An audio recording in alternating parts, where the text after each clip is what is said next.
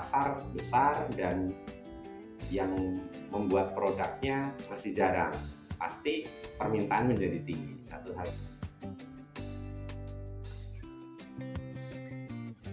Assalamualaikum warahmatullahi wabarakatuh.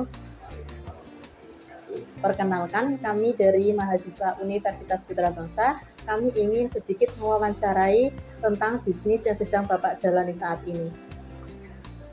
Yang pertama, langsung saja ya Pak. Ya. Bagaimana sejarah awal bisnis ini? Oke. Baik, terima kasih atas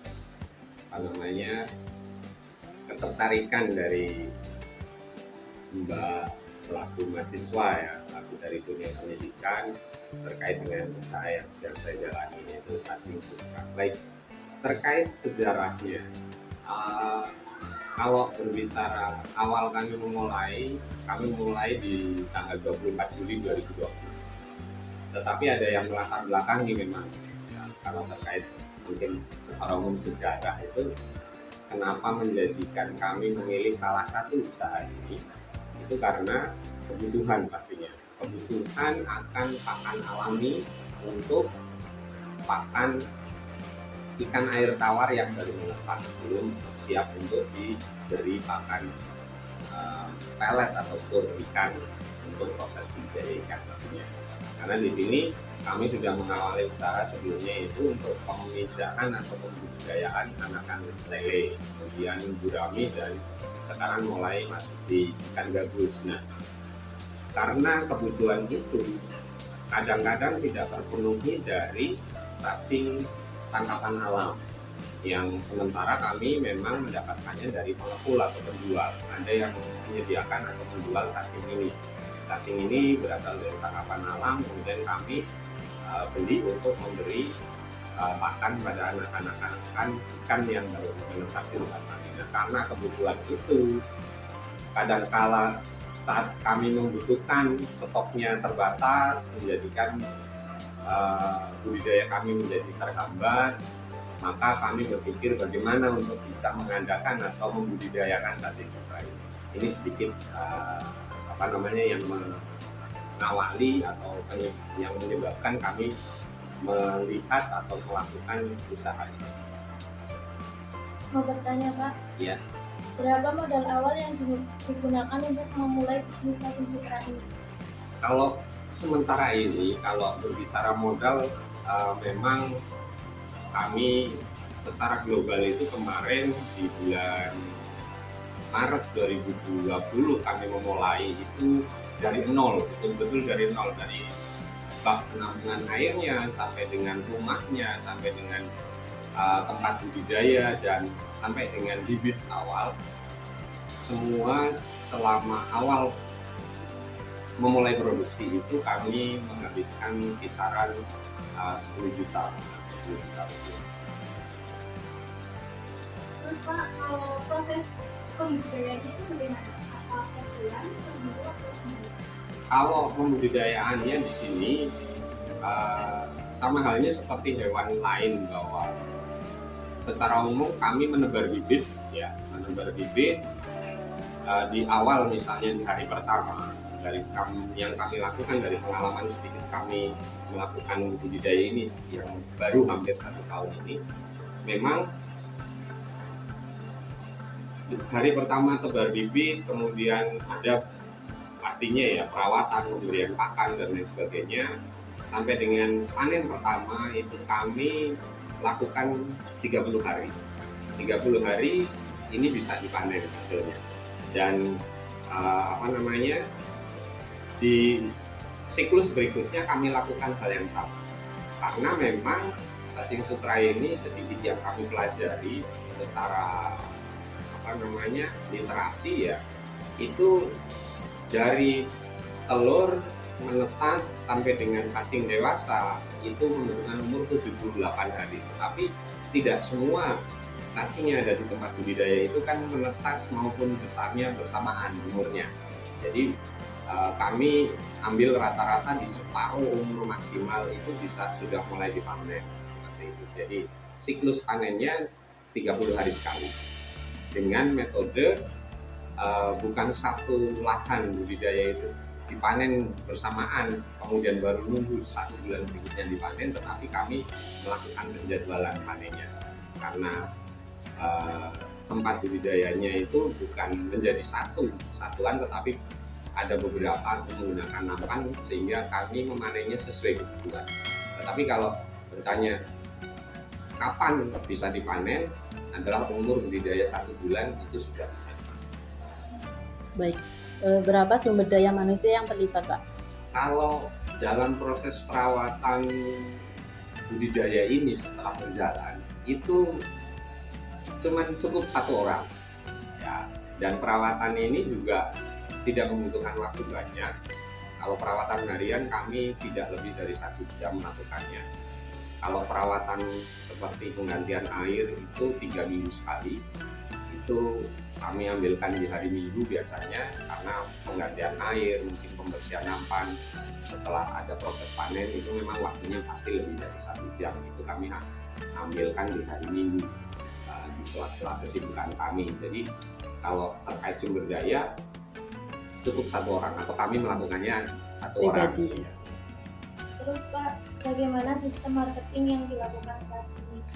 Sementara marketing yang saya lakukan itu adalah dari teman-teman pembudidaya ikan, ya, baik ikan hias maupun sama-sama pemijat lele. Itu sementara ini dengan tahu kita membudidayakan ini, mereka sudah menjadi pangsa pasar, menjadi pelanggan. Jadi selain memang kita gunakan media sosial, sedikit menggunakan media sosial di situ untuk mengenalkan kepada orang secara umum yang bukan di lingkungan pemijat lele itu, supaya tahu bahwa intinya bukan di marketing saja, tetapi mengenalkan metode atau cara yang kami lakukan untuk budidaya ini, karena sementara ini budidaya ini memang masih jarang dilakukan. Sementara ini banyak dilakukan menggunakan lumpur, tetapi kami tidak menggunakan lumpur. Selanjutnya, pencatatan keuangannya itu gimana? Sementara ini kami melakukan pencatatan keuangan karena manajemen personal ya, itu memang kami hanya satu hal, karena biaya produksi itu hanya di awal kami membeli bibit atau pengadaan bibit itu cuma 1 kali di awal produksi. Di Juli 2020 kami membeli bibitnya. Sampai sekarang kita nggak membeli bibitnya karena panennya tidak kami habiskan.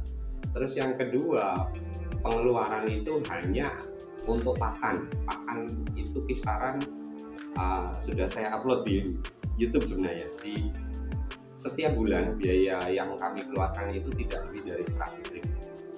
Ya, itu sih pakannya untuk apa, Pak?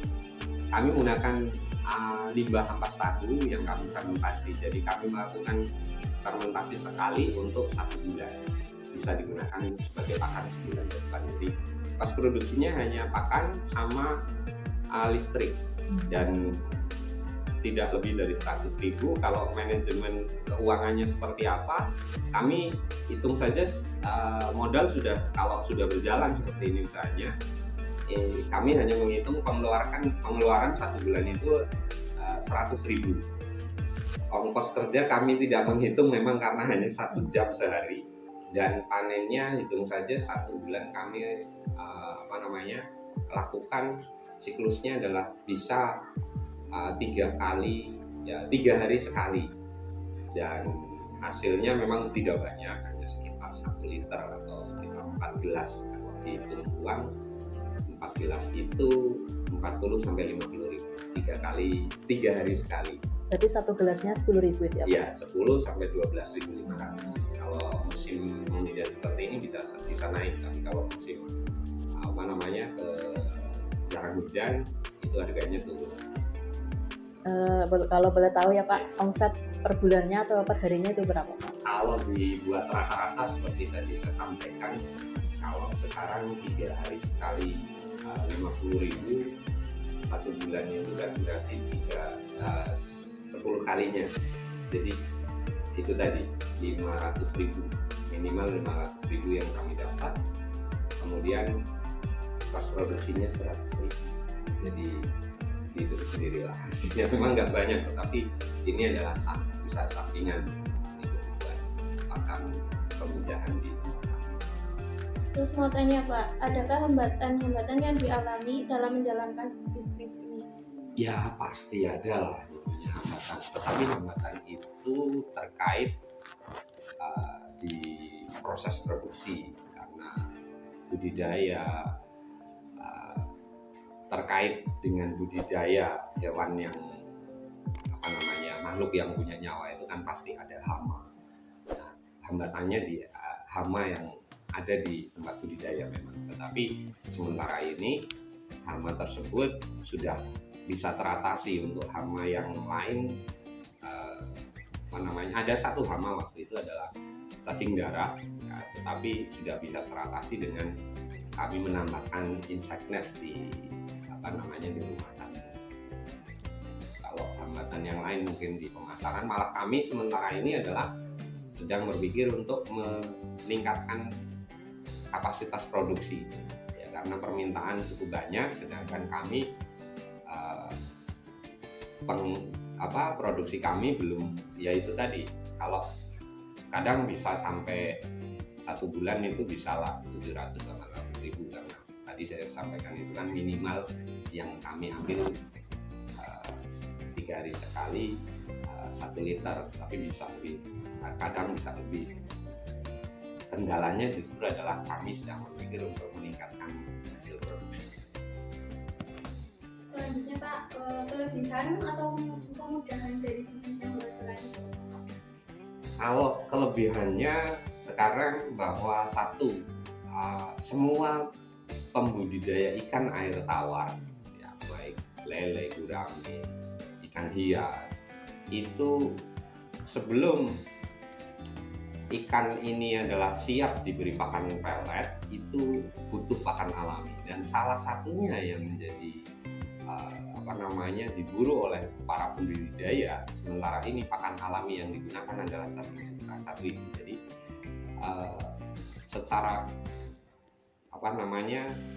yang membutuhkan ini sangat banyak, ya, terutama khususnya untuk pembudidaya ikan. Kemudian yang kedua, budidaya yang kami lakukan cacing sutra tanpa lumpur ini proses panennya cukup singkat. Jadi kalau dibandingkan, mungkin Mbak bisa nanti mungkin cari referensi bagaimana sih cacing sutra tangkapan alam itu butuh memisahkan antara lumpur dengan cacing. Tapi di tempat kami, karena memang tidak bermediakan lumpur, ini kita bisa panen dengan cepat.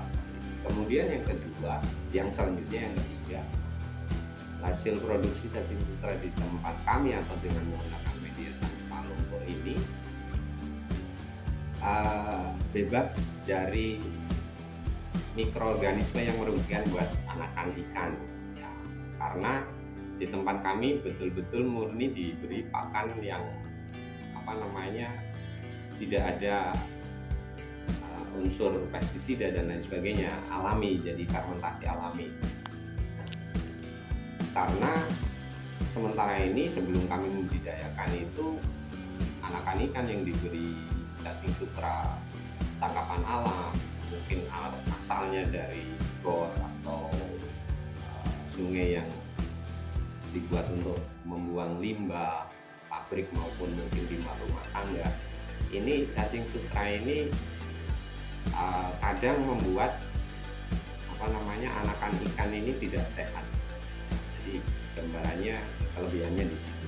Dan yang keempat, tidak bau. Orang berpandangan bahwa cacing sutra itu di got, di selokan itu berbau, ya, tetapi di tempat kami tidak.